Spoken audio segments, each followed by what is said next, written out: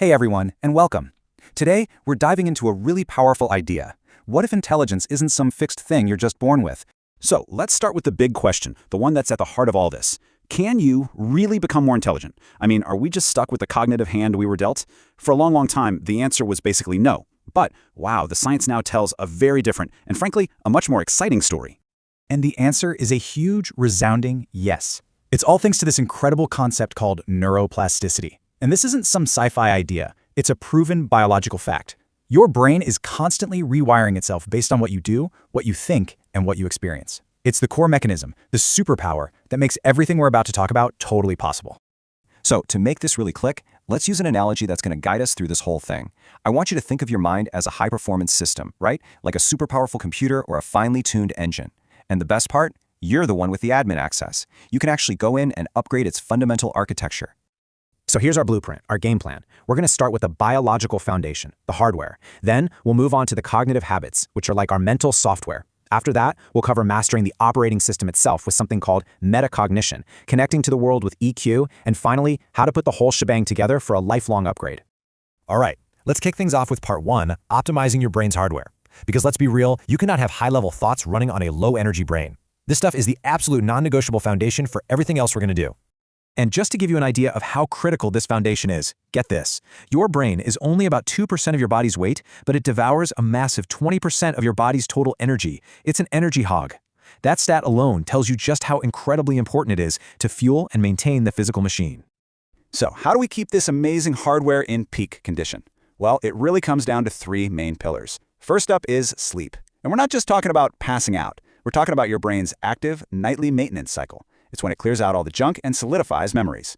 Second, aerobic exercise. This is one of the only things proven to literally help you grow new brain cells. And third, brain-boosting nutrition. Think of things like omega-3s as the literal raw materials for building a better brain. Okay, so our hardware is optimized and humming along. Now we can move on to part two, upgrading your mental software. This is all about installing the programs, the cognitive habits, that allow your brain to process information way more effectively. Now this requires a huge mental shifts. You know that feeling, right? When you're trying to learn something really difficult and your brain just kind of hurts? We've all been trained to see that as a sign of failure, but we need to flip that script. That feeling of struggle, that is the feeling of your brain forging new, stronger connections. It's the mental equivalent of feeling the burn at the gym. It's a good thing. And this is the core of what's called deep learning. It's a simple but super powerful loop. First, you intentionally pick something that's hard, something that's outside your comfort zone. Then, you embrace that feeling of struggle instead of running from it. And by doing that, you are literally forcing your brain to adapt by building new and more complex roads, or neural pathways. That right there is real learning. And here are a couple of other crucial software upgrades. First, reading. Not just passively, but broadly and deeply, especially stuff that challenges what you already believe. This builds up your internal library of knowledge. Second, learn mental models. These are frameworks for thinking, like first principles thinking. They teach you how to think, not just what to think, which is a total game changer. All right. Part 3. The art of metacognition. If your cognitive habits are the software, think of metacognition as mastering the entire operating system. This is the skill of thinking about your own thinking. It's taking a step back and looking at how the machine actually works. And the core principle here is intellectual humility. Look, the people who learn the fastest are the ones who are completely open to being wrong. It lets them update their internal maps and absorb new info quickly. On the flip side, you have ego defense, that need to always be right, which is like a firewall that actively blocks learning. Seriously, being able to say, I don't know, is a superpower. So how do you master this OS? 2 key practices. First, critical thinking. You have to get in the habit of constantly questioning your own assumptions, your biases, those invisible scripts that run your life. And second, deep work, the ability to focus without distraction. I mean, think about it. A powerful computer processor is useless if you have 1,000 tabs open, right? You have to be able to direct its focus. Moving on to part 4, the power of EQ, or emotional intelligence. Now, if your brain is the computer, think of EQ as its crucial network interface. It's what connects your high-performance mind to the rest of the world, allowing it to have a real impact. Because here's the honest truth.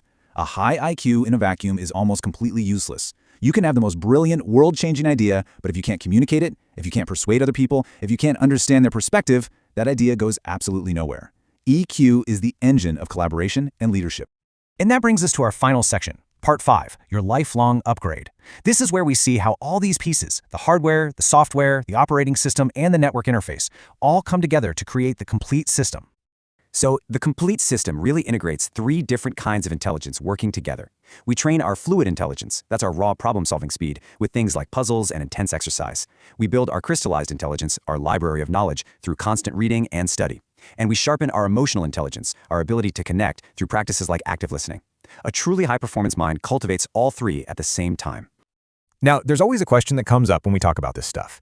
What about the shortcuts? What about all those supplements and smart drugs and nootropics you hear about online? And while sure, things like caffeine might give you a temporary little boost, there's no magic pill out there that can replace the actual hard work of building good habits. It really boils down to this simple truth. True, lasting intelligence is built, not bought.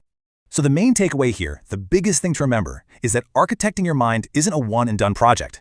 It is a marathon, not a sprint. It's about committing to a lifelong process of optimizing your body, challenging your mind, and just staying deeply curious about the world around you. We've laid out the blueprint for you. We've shown how the power of neuroplasticity literally puts all the tools right into your hands. The power to change is yours. So the only real question left is, you are the architect. What will you build?